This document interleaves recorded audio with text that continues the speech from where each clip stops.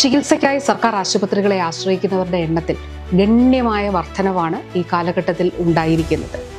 ഗുണനിലവാരമുള്ള ചികിത്സ നൽകുക എന്ന ലക്ഷ്യത്തോടെ ആധുനിക സാങ്കേതിക വിദ്യയെ ചികിത്സാ സങ്കേതങ്ങളിലേക്ക് പരിവർത്തനപ്പെടുത്തുന്നതിൻ്റെ വളരെ സുപ്രധാനമായിട്ടുള്ള ചില ഇടപെടലുകൾ ഈ കാലഘട്ടത്തിൽ സംസ്ഥാന ആരോഗ്യവകുപ്പ് നടത്തുകയുണ്ടായി.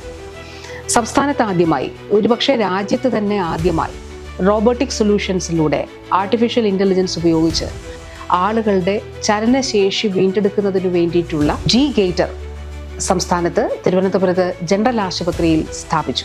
1 വർഷം മുൻപാണ് ഇത് സ്ഥാപിച്ചത്. ആരോഗ്യവകുപ്പ് KDISCിൻ്റെ സഹായത്തോടെ ജെൻ റോബോട്ടിക്സ് എന്ന സ്റ്റാർട്ടപ്പ് നിർമ്മിച്ച G-Gator തിരുവനന്തപുരം ജനറൽ ആശുപത്രിയിൽ സ്ഥാപിച്ചത്. ഡോക്ടർമാർ അഭിപ്രായപ്പെടുന്നത് ഡ്രാസ്റ്റിക് ആയിട്ടുള്ള, അത്ഭുതാവഹമായിട്ടുള്ള മാറ്റമാണ് ഈ G-Gatorയുടെ സഹായത്തോടുകൂടി ചലനശേഷി വീണ്ടെടുക്കുന്നതിന് വേണ്ടിയിട്ട് ശ്രമിച്ച ആളുകളുടെ ജീവിതത്തിൽ ഉണ്ടായത് എന്നുള്ളതാണ്.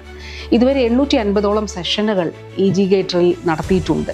ഒരു സെഷൻ ഏതാണ്ട് 20 മിനിറ്റിന് മുതൽ ഒരു 30 മിനിറ്റോ ചിലപ്പോൾ അതിലധികവുമായിട്ട് നീളുന്നുണ്ട്. ഒട്ടനേകം ആളുകൾക്ക് ഇതിൻ്റെ പ്രയോജനം ലഭിച്ചിട്ടുണ്ട്. തീർച്ചയായിട്ടും ഇത് ഒരു പുതിയ ചുവടുവെപ്പാണ്. പുതിയ കാലത്തെ സംസ്ഥാന ആരോഗ്യ വകുപ്പിൻ്റെ ചികിത്സാ ഗുണനിലവാരം ഉറപ്പാക്കുന്നതിന് വേണ്ടിയിട്ടുള്ള വളരെ പ്രധാനപ്പെട്ട ഒരു ഇടപെടലാണ് ഇത്. പക്ഷാഘാതം, പാരാപ്ലീജിയ, ന്യൂറോളജിക്കൽ ഡെഫിസിറ്റ്സ്, ഇങ്ങനെയെല്ലാം ഒരു ശരിക്കുമുള്ള പ്രാക്ടീസ് ചെയ്യാൻ പറ്റാത്ത രോഗികൾക്ക് വേണ്ടിയാണ് ഈ ഉപകരണം വളരെയധികം സഹായപ്രദമായിരിക്കുന്നത്. റോബോട്ടിക് സർജറിയും അതോടൊപ്പം ട്രിപ്പോ ഉൾപ്പെടെയുള്ള ഒട്ടനേകം സംവിധാനങ്ങൾ, ബ്ലഡ് ബാങ്ക് ട്രേസബിലിറ്റി ഉൾപ്പെടെ പുതിയ സങ്കേതങ്ങൾ നമ്മുടെ ചികിത്സാ സംവിധാനത്തിൽ കൊണ്ടുവരുന്ന ഒരു ഘട്ടം കൂടിയാണ് ഇത്.